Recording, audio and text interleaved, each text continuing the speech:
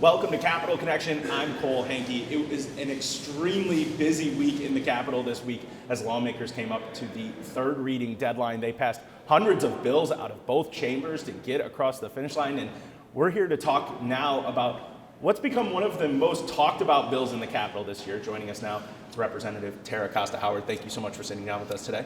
My pleasure, thank you. You are the lead House sponsor on the Homeschool Act.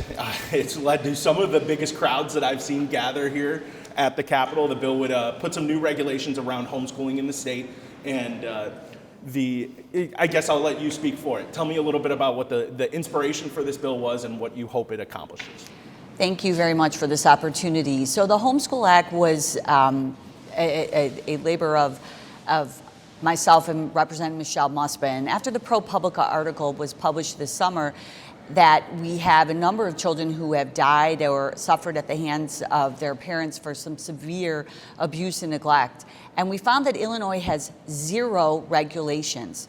38 states actually have regulations, so Illinois is an outlier.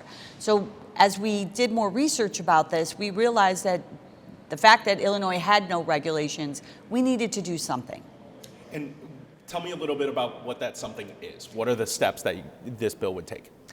The steps that the bill takes is it would require any parent or any homeschool administrator to submit a form to their local regional office of education that they've chosen homeschooling as their chosen form of education for their children. It allows our our children and our ROEs to actually make sure that kids are alive, that they're receiving an education, because the goal is to make sure that children do not fall through the cracks. And especially in a time post-COVID, when we're talking about ways that people have either probably just changed the way that their kids were being educated, with public schools being shut down and a lot of families turning to private schools or maybe turning to homeschools in that era. Why is there a specific need for this to happen now, other than just the knowledge coming out in that ProPublica article that you referenced? Well, we know that there are a number of children who did not return back to the traditional school systems, and so we don't know where they are. We don't know if something happened, and we want to make sure that we understand what the needs of the kids are of here in the state of Illinois. And so by submitting a form, a declaration notification form, it allows us to understand where these kids are. One of the other reasons that this bill is so important is because we don't know how many homeschool children actually exist here in the state of Illinois. You hear a lot of misinformation out there about the numbers, but the truth is we have 0 data that tells us exactly how many children there are. So these ideas that are all in this bill have gotten quite a bit of opposition in the Capitol. A very fervent group has shown up routinely to this building to speak out against it. Parents are just very concerned. These are parents that are choosing to not have their kids enrolled in the public school system, and we've learned a lot of that is based on just not wanting to have those ties to the state, those registration elements to the state. There's concerns about the word criminalize gets thrown around in a lot of the opposition that we're seeing in the way that investigators are able to come in as a part of this bill if there's found to be truancy issues in this homeschooling system. I'm curious what your thoughts are on the opposition and the concerns that these parents have had. I mean, I'm sure that you've been hearing plenty of them. Well, we've heard plenty, and that's in fact one of the reasons that this Second Amendment has come forward, because we are being very intentional. We are trying to do our best to listen to what some of those concerns are, to tighten up that language so that we are actually addressing the things that are making people a little bit nervous. And we did just that in the Second Amendment.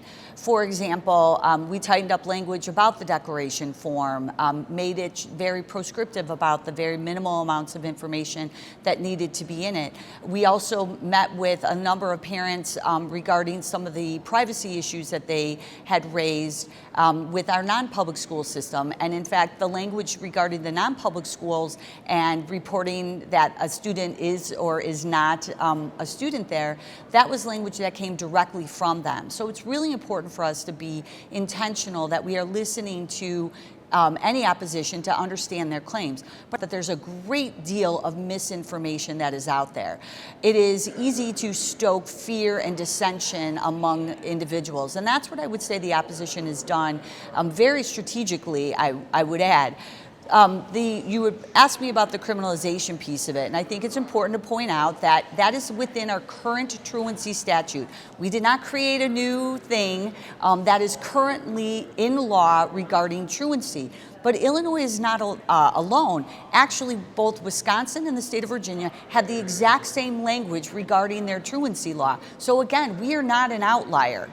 And that truancy law applies to public schools as well. Correct, it does. So it's just applying that now to the homeschool system if that regulation passes. Correct, and if you, there's a lot of discussion about Levinson, People v. Levinson, which was a Supreme Court case that gives homeschoolers the right to homeschool, but it also compares them to and codifies them as a quote-unquote private school. And so because of parity, we want to make sure that we are following the law. You have to treat everybody the same, so the same laws apply to everybody.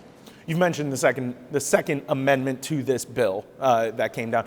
And you said a lot of that came from listening to the concerns of the opposition here, but it's still thousands of people signed up in opposition to it in just the short night. I clearly, the opposition's still not on board with the bill. We haven't reached that, or where they go neutral on the idea in the legislation. It seems like there's just not going to be anything when we're talking about regulating to this degree.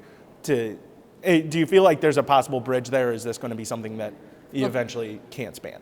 You know what? I believe that the opposition is always there's always going to be opposition. And the reality is you have a lot of right-wing groups that are out there, again, stirring the pot. We saw something from Americans for Prosperity. We know that this Homeschool Legal Defense Fund is an arm of Project 2025. Many of the authors of Project 2025 are part of this Homeschool Legal Defense Fund. So it's all about school choice. That's really what this is about for them. They're not worried about the children. They're not worried about kids actually receiving an education. It's about stoking that fear. But I think it's important, and that's what good legislation does, is we work with people, whether they agree or disagree with you, to come together to find the best piece of legislation that we can do. We want to accomplish these goals, and we are not going to stop until we make sure kids are safe and protected, and that they receive an education that they deserve to receive. I've been talking, and we've been talking about the opposition as if this is the entire homeschool community. That's not the case. There was an organization that spoke at the hearing yesterday for the Second Amendment that spoke in favor of this legislation. It's the Organization for Responsible Home Education, I believe. I think I butchered their name. I apologize. But they pointed out specifically something you've already said. Other states have this, and Illinois is just behind on this particular area. And I'm curious if the language, at least that you started with, really mirrored those other states, or if this was more specifically geared towards some of the issues that Illinois specifically is facing. This is model legislation that is across the nation. We took different parts so that it was in compliance with the way our Illinois laws are. But again, there's nothing in this bill that is unique, that is not happening in other states. We actually have received quite a bit of support from homeschoolers. We've had meetings with people who are very happy that we're doing this. In fact, I had a gentleman in my office who was a homeschooler in Ohio, where this is exactly what they do, so he did not understand what the outrage was. Again, it's a lot of stoking that fear and misinformation. The reality is, if you are actually doing this, which our good homeschoolers are doing, they are keeping records of what they're teaching, what their curriculum is, what are the activities that their children are doing. This should not be a burden. And if it is, then I have some other questions for you. And to go off of that, a lot of what I've heard from talking with families and parents who are homeschooling is really this, I guess, more libertarian view of they chose homeschooling, so the government wasn't involved in education at all. And that seems to be the piece that keeps coming back into it for them. If the regulation passes and they have to register their children, they're putting their kids into a system they never wanted to be put into. They're not putting their kids into the public school system. Again, that's the misinformation and that's the fear mongering that is going on.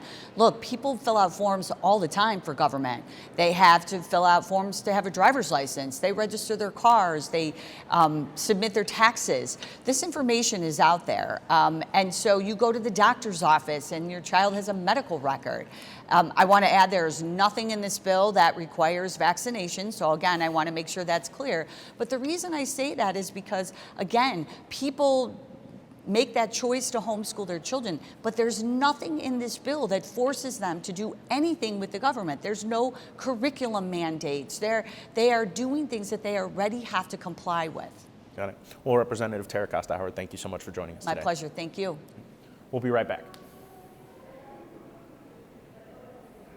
Cool. There we go.